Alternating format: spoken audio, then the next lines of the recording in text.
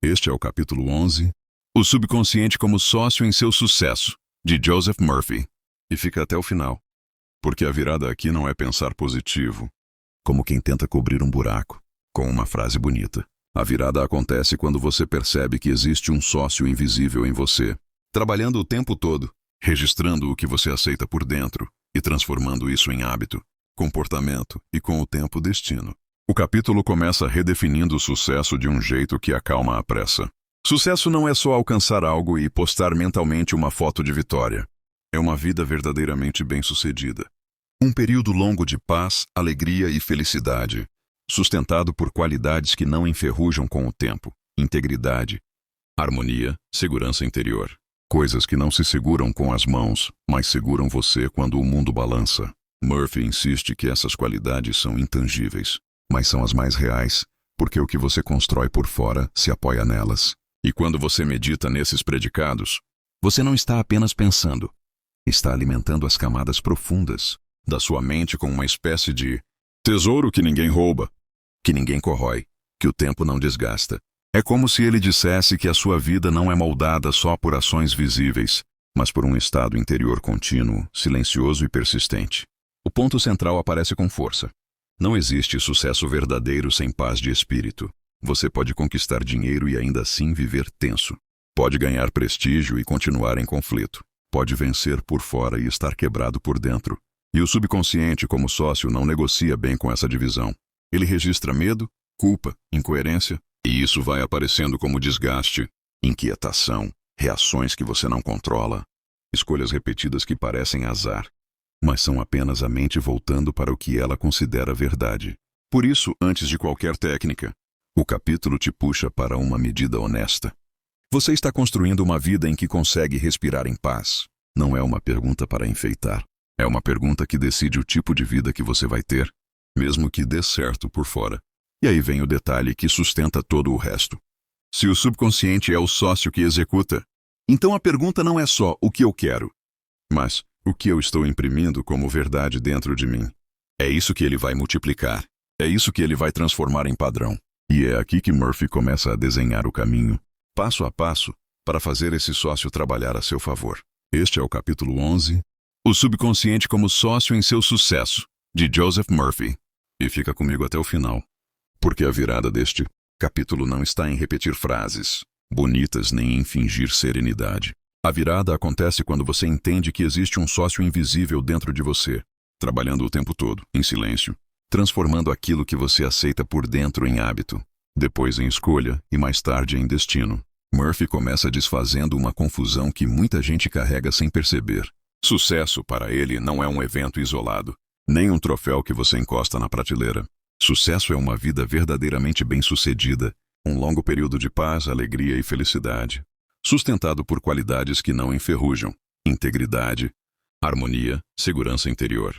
Coisas intangíveis, sim, mas mais reais do que a maioria das coisas visíveis. Porque são essas qualidades que seguram você quando o mundo muda, quando um plano falha, quando uma notícia chega, quando o corpo cansa. Ele insiste que quando você medita nesses valores, você não está apenas refletindo. Você está plantando sementes nas camadas profundas da sua mente.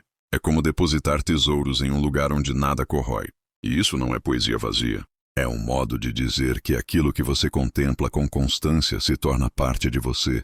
E aquilo que se torna parte de você começa a guiar decisões pequenas, quase imperceptíveis, que ao longo do tempo definem o rumo da sua vida. A afirmação que sustenta todo o capítulo aparece logo. Não há sucesso verdadeiro sem paz de espírito. Você pode ganhar dinheiro e perder o sono. Pode ter prestígio e viver em conflito. Pode parecer forte por fora e estar quebrado por dentro. E o subconsciente, como sócio, não negocia com essa divisão por muito tempo. Ele registra culpa, medo e incoerência. E cedo ou tarde, isso se manifesta como tensão, desgaste, reações impulsivas, escolhas repetidas que sabotam você, mesmo quando você diz que quer avançar. E então o capítulo te traz para uma medida honesta.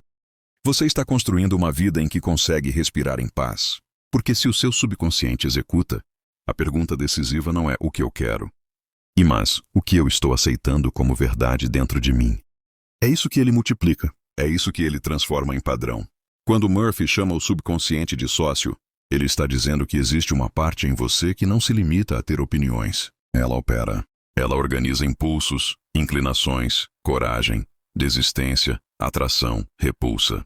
E ela faz isso com base no material que você entrega. Se você entrega medo, ela organiza uma vida em torno do medo. Se você entrega confiança serena, ela começa a organizar respostas mais firmes, mais coerentes, mais estáveis. Isso explica por que tanta gente vive uma espécie de contradição permanente. Por fora, a pessoa diz que quer prosperar. Por dentro, aceita que não merece. Por fora, diz que quer paz. Por dentro, alimenta a culpa. Por fora, diz que quer crescer. Por dentro, teme o julgamento. E o subconsciente, sendo sócio, pega o que está por dentro e trabalha com isso. Não com o que você fala. O capítulo quer te levar a uma reconciliação íntima. Um sucesso que exige que você se destrua por dentro não é sucesso. É uma dívida escondida. E aqui Murphy já começa a dar o tom do que ele chama de prosperidade verdadeira. Não é ausência de trabalho. Não é ausência de esforço. É ausência de guerra interna. É caminhar por metas com uma sensação de integridade. Como alguém que consegue se olhar no espelho sem precisar se defender de si mesmo. A paz de espírito para ele não é um detalhe romântico. É o chão. É a base de qualquer coisa que dure. Talvez por isso ele fale tanto de qualidades que não enferrujam. Integridade é uma delas. Integridade não é ser perfeito. É ser inteiro. É não viver rachado entre o que você diz e o que você faz. Harmonia é outra. Harmonia não é ter uma vida sem problemas. É ter um centro firme mesmo quando os problemas aparecem. Segurança interior não é ter controle de tudo. É ter confiança no que você alimenta por dentro. No tipo de pessoa que você está construindo. E então, com uma calma quase insistente, o capítulo volta à pergunta que muda tudo. Se o subconsciente executa, o que você está imprimindo como verdade dentro de você? Você está imprimindo pressa, inquietação, ressentimento, comparação? Ou está imprimindo paciência, propósito, retidão, serenidade? Daqui a pouco você vai perceber que o capítulo não está ensinando uma técnica isolada. Ele está ensinando uma postura, um clima interior. Porque o subconsciente, como sócio, responde a clima. Ele responde àquilo que você repete por dentro com sentimento. E com isso Murphy abre a porta para o mapa em 3 etapas. Como se dissesse, você quer que esse sócio trabalhe a seu favor? Então comece alinhando sua vida com aquilo que sustenta a paz. A primeira etapa que o capítulo apresenta é descobrir o que você gosta de fazer e fazer isso. E Murphy não fala isso como quem vende um sonho fácil. Ele fala como quem descreve uma verdade humana. Quando você está no lugar certo, o esforço não te humilha. Ele te fortalece. Você sente cansaço, mas não sente vazio. Você enfrenta dificuldade, mas não sente que está traindo a si mesmo. Ele dá exemplos de trabalho e dedicação que deixam o princípio bem claro. Um profissional realmente bem-sucedido, na visão dele, não vive de aparências. Não é o tipo que conquista um título e depois relaxa, como se o mundo parasse de mudar. Ele continua aprendendo, continua estudando, continua se refinando, não por medo de ser ultrapassado, mas por compromisso com excelência, por respeito ao próprio ofício, por consciência de que a vida de outras pessoas pode ser tocada pelo seu trabalho. É interessante como Murphy trata o crescimento como algo natural quando existe alinhamento. O aperfeiçoamento vira parte da identidade. E isso conversa com a ideia do subconsciente como sócio. Se você se enxerga como alguém que melhora continuamente, o subconsciente começa a operar nessa direção, criando hábitos de leitura, atenção, curiosidade, disciplina, não como sofrimento, mas como padrão. Só que ele sabe que muita gente se sente perdida diante dessa primeira etapa. E aí surge aquela pergunta que mora no fundo de muitas vidas. E se eu não sei o que eu gostaria de fazer? Murphy não responde com pressa, e nem com julgamento. Ele responde com orientação. Existe uma inteligência mais profunda em você que pode revelar o seu caminho, desde que você peça de forma correta e persistente. Ele sugere uma oração simples, direcionada ao subconsciente, repetida com fé tranquila.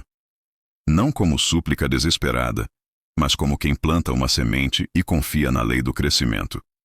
E ele destaca um ponto sutil. A resposta não vem como um grito. Ela vem como clareza silenciosa. Vem como tendência. Vem como uma paz estranha quando você pensa em um caminho e uma inquietação quando pensa em outro. Vem como uma ideia que retorna, mesmo quando você tenta abafá-la. E daqui a pouco, quando ele falar de imaginação e de imagens internas, isso vai fazer ainda mais sentido, porque uma direção interior não é só um pensamento, ela é um sentimento de encaixe, e o subconsciente entende sentimentos como linguagem. Depois, Murphy apresenta a segunda etapa: especializar-se em um ramo e conhecê-lo melhor do que a maioria. Escolher uma área e dedicar tempo, atenção e energia até dominar. Mas ele não fala de especialização como vaidade. Ele fala como compromisso.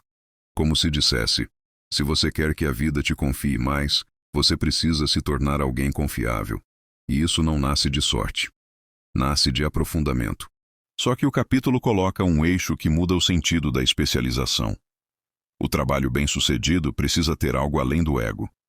Ele fala de servir, de beneficiar, de aliviar sofrimento, de contribuir. Não é uma frase bonita. É uma chave psicológica e espiritual.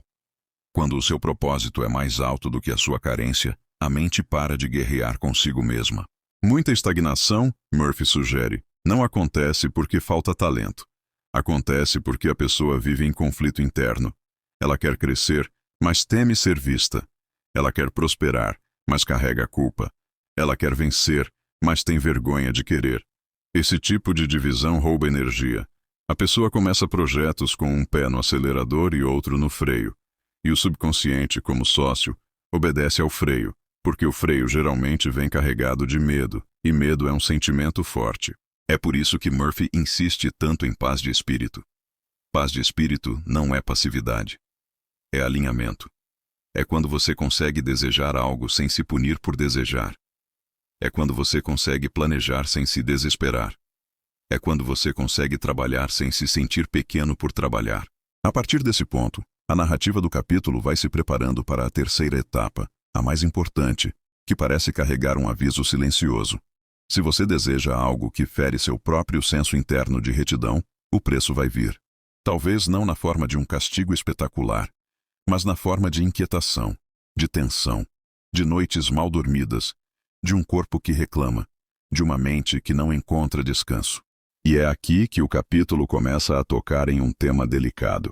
Ele não se contenta em dizer o que funciona. Ele também mostra o que desorganiza a vida por dentro, a intenção estreita, o desejo que só olha para si, a vantagem obtida por caminhos tortos. Murphy não escreve isso como moralista frio.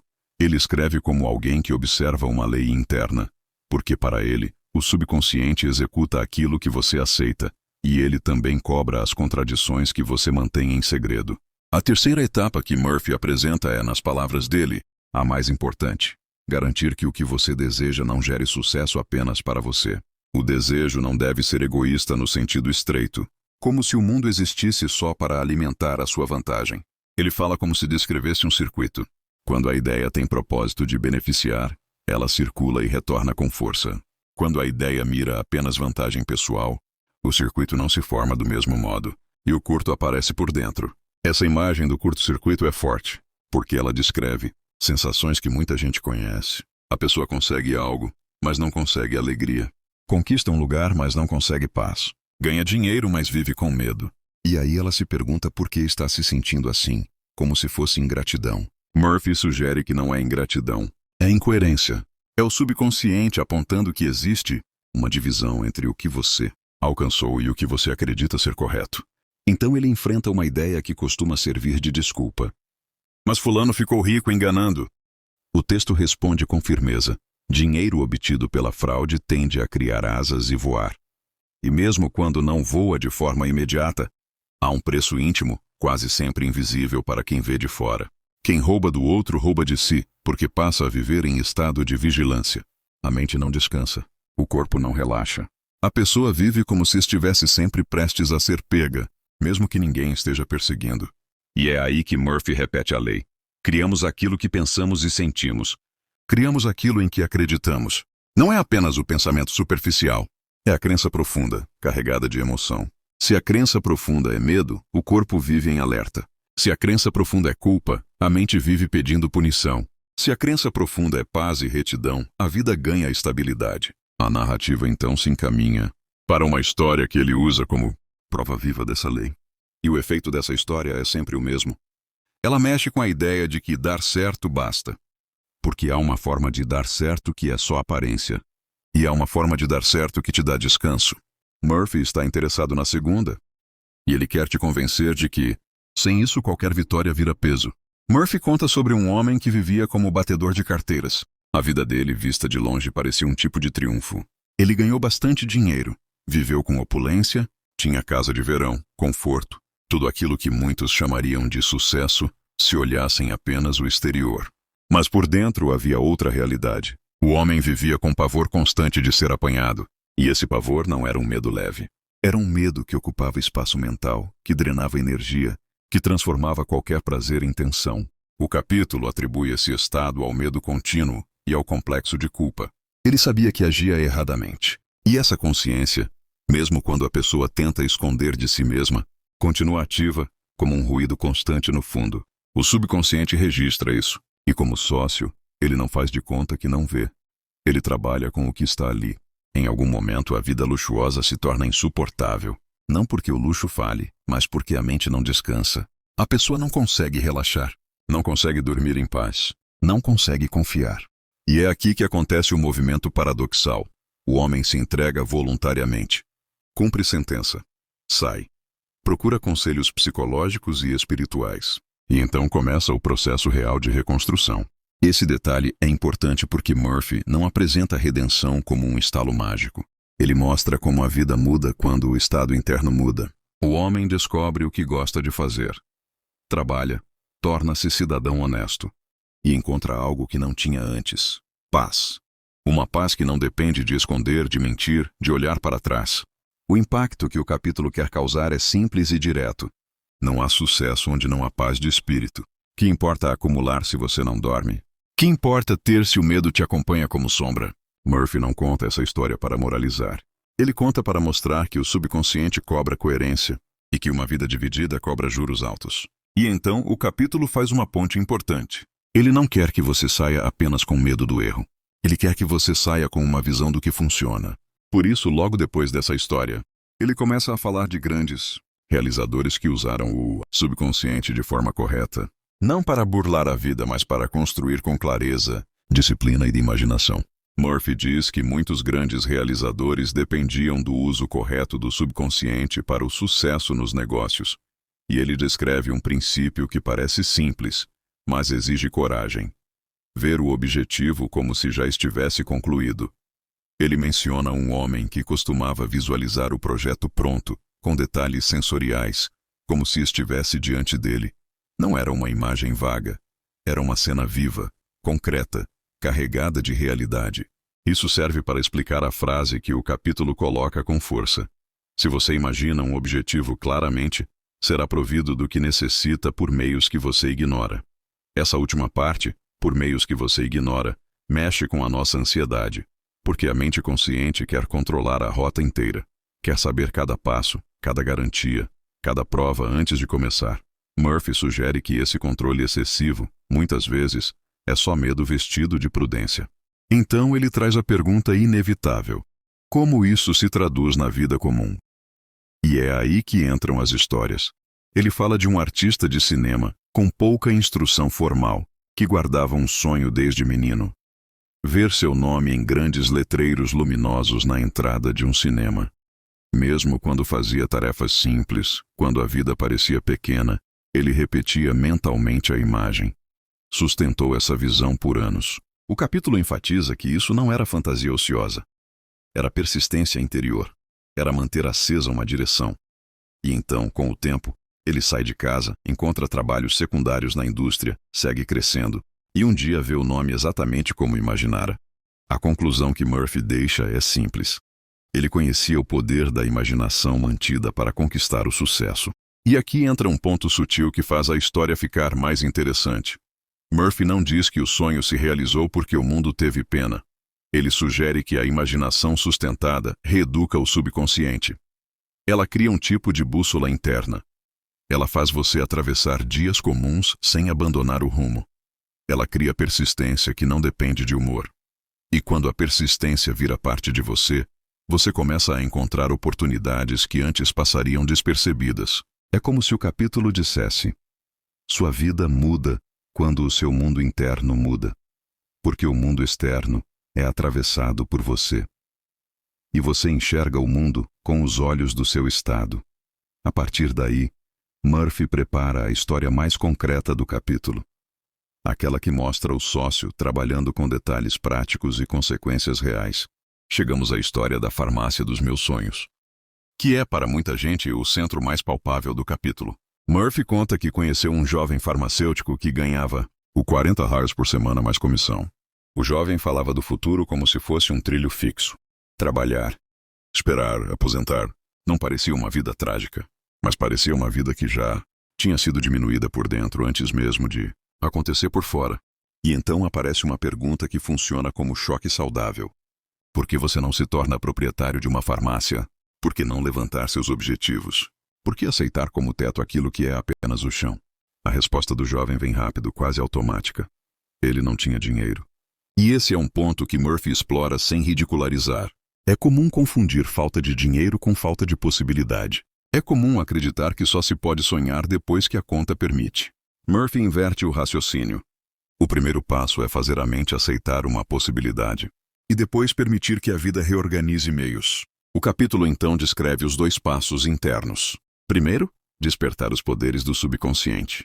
Segundo, compreender que uma ideia transmitida ao subconsciente pode se tornar realidade. O jovem decide trabalhar com imaginação de forma disciplinada. Ele começa a imaginar-se em sua própria farmácia. Não como um observador distante, mas como alguém presente, vivendo a cena. Ele vê frascos alinhados, vê o balcão, vê a grande balança, vê empregados atendendo, vê o movimento. Sente-se ali. Esse detalhe é essencial. Ele não apenas deseja, ele ensaia o papel por dentro, vive como se já fosse. E Murphy destaca a frase que parece costurar tudo. Ajo como se eu fosse e eu serei. Isso não é fingimento no sentido vazio. É treinamento de identidade. O subconsciente responde quando uma imagem é alimentada com sentimento e repetição. Ele começa a produzir, aos poucos, comportamentos coerentes com aquilo. Ele inclina decisões.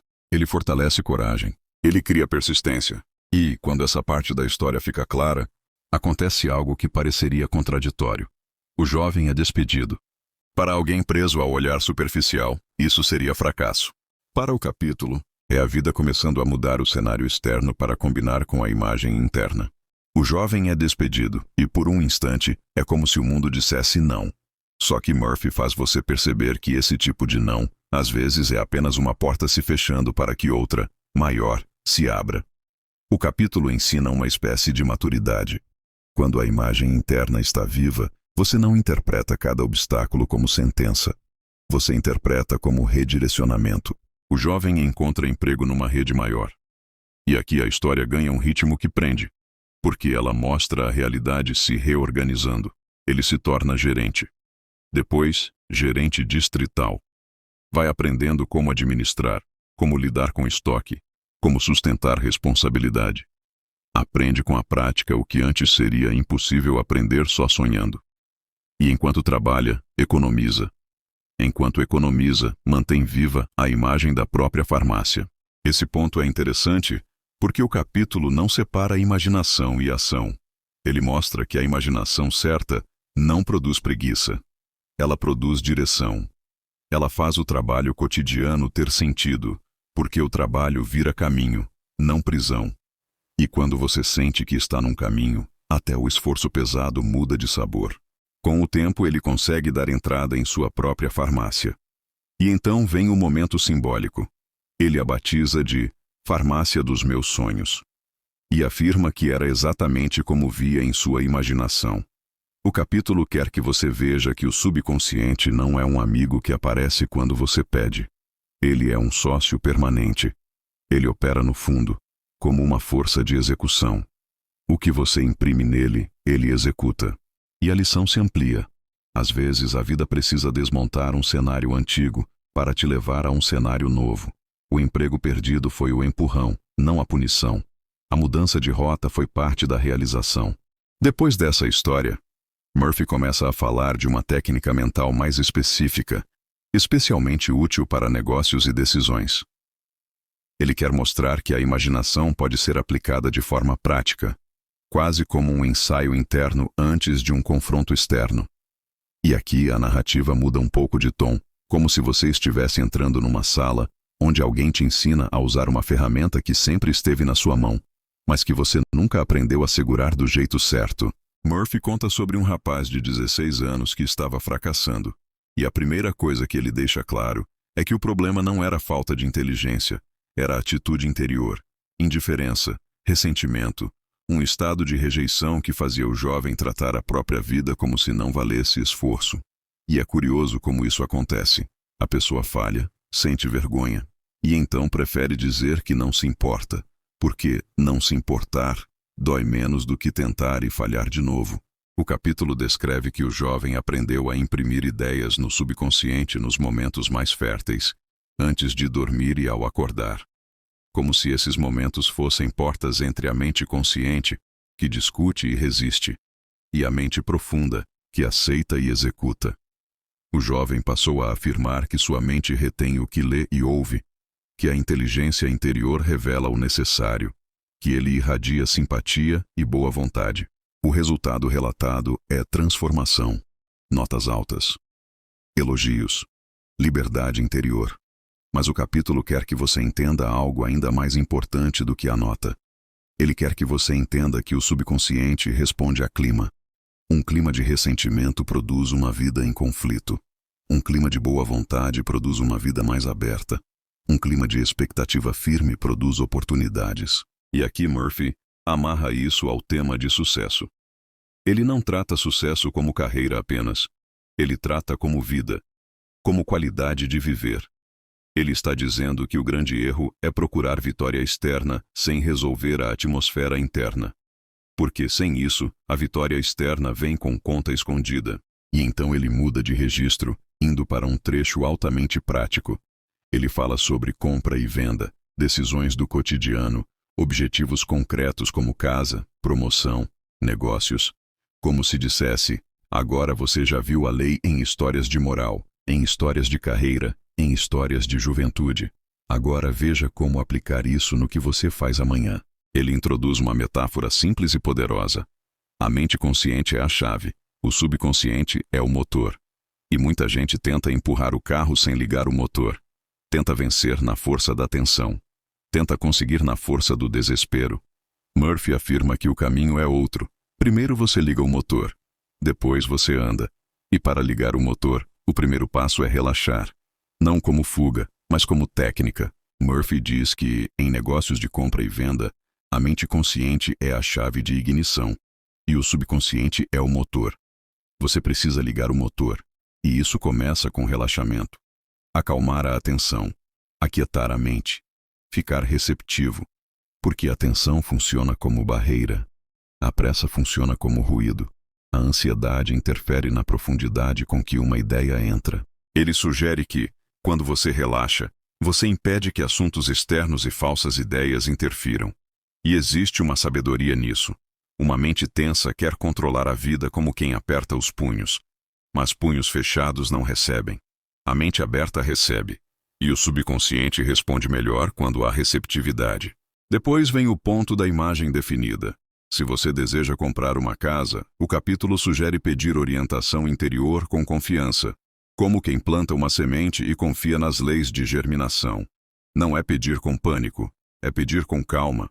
É como se a pessoa dissesse: existe uma inteligência maior que pode me guiar. Então eu abro espaço para ela me guiar. Se você deseja vender, Murphy descreve uma cena simples: colocar uma placa e, à noite, imaginar a satisfação de arrancá-la, dizendo que ela não é mais necessária. Sentir a realidade do fato antes de acontecer. O capítulo afirma que, ao sentir isso, você está imprimindo no subconsciente uma realidade subjetiva. E a realidade subjetiva tende a puxar a realidade objetiva. A ação externa se desenvolve como a ação interna. O exterior reflete o interior. Ele também oferece uma afirmação alternativa. A inteligência infinita atrai o comprador certo, no momento certo, pelo preço justo, em ordem divina. Mas o texto insiste que o valor não está na frase em si. Está no princípio. Formar a imagem e sustentá-la com um sentimento calmo. E aqui o capítulo volta a um tema que aparece em diferentes histórias. O sentimento é a linguagem do subconsciente. Uma imagem sem sentimento é fraca. Um sentimento sem direção é confuso. A combinação dos dois cria uma impressão. E a impressão cria um padrão. E o padrão, repetido, vira hábito, vira escolha, vira destino. Murphy ainda menciona um caso em que uma pessoa manteve uma imagem com constância e acabou recebendo exatamente o que desejava por vias que não esperava. Isso reforça o ponto de que a vida pode usar caminhos inesperados. Mas ela tende a usar caminhos inesperados quando existe por dentro uma certeza tranquila que sustenta a ideia.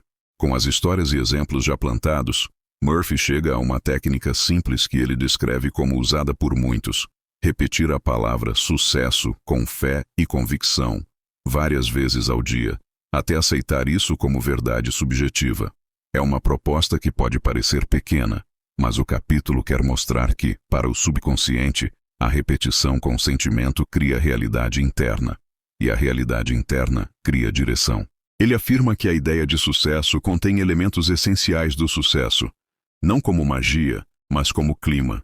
Quando você repete sucesso com convicção, você começa a se ver como alguém que caminha para isso. E quando você se vê assim, você age assim. Você escolhe melhor. Você se levanta com mais firmeza. Você suporta mais. Você evita caminhos tortos porque entende que o verdadeiro sucesso não combina com inquietação. Murphy então faz uma pergunta que muda o significado da palavra. O que significa sucesso para você? E ele não limita a resposta a dinheiro.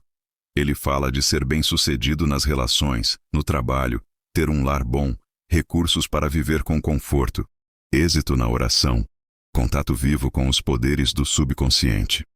Essa visão é ampla porque ele não quer que você caia numa armadilha comum. Conquistar uma parte da vida e perder o resto. Nesse ponto, a narrativa do capítulo parece dar um passo atrás para mostrar o todo. É como se Murphy dissesse: você não está apenas fazendo carreira, você está vivendo. Você também é um homem de negócios, porque está no negócio da vida. E se é assim, o seu capital mais valioso é o seu estado interior. É a qualidade do que você alimenta por dentro. Ele aconselha que você imagine-se fazendo o que anseia fazer e possuindo o que anseia possuir. Mas não como sonho distante, como participação mental. Como se você entrasse na cena e experimentasse a sensação de estar bem-sucedido. E então transformar isso em hábito. Ir dormir sentindo-se bem-sucedido. Porque o sono, para o subconsciente, é uma porta aberta. E aqui o capítulo volta ao começo. A medida do verdadeiro sucesso não é só conquista. É paz, alegria, harmonia, integridade. Sem isso, a vida pode até parecer grande por fora, mas fica pequena por dentro. Com isso, mesmo uma vida simples ganha dignidade e estabilidade. E é nessa dignidade que o sucesso se sustenta. Murphy encerra o capítulo com a sensação de que tudo se amarra num círculo. Ele começou definindo sucesso como paz e terminou mostrando práticas que imprimem paz no subconsciente. Ele mostrou que o subconsciente executa aquilo que você aceita.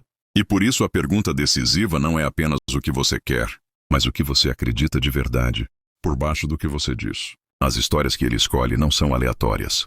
A do batedor de carteiras serve para mostrar que uma vitória sem integridade vira medo. A do realizador que visualiza projetos serve para mostrar que uma visão clara cria caminhos. A do artista de cinema serve para mostrar que uma imagem mantida com constância cria persistência. A da farmácia serve para mostrar que o caminho pode se reorganizar e que um não aparente pode ser uma porta para um sim maior. A do corretor e de Goethe serve para mostrar que imaginação pode ser ferramenta em ensaio direção.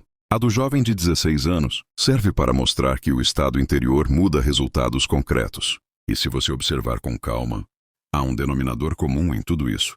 O subconsciente responde ao que é repetido com sentimento. Ele responde ao clima interno mais do que às palavras externas. Ele responde àquilo que você alimenta no silêncio. Por isso o capítulo insiste tanto em propósito e serviço.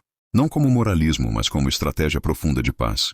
Quando você deseja algo que beneficia, você anda com menos resistência interna. Quando você deseja algo estreito e torto, você se divide. E uma pessoa dividida pode avançar por um tempo, mas paga caro por dentro.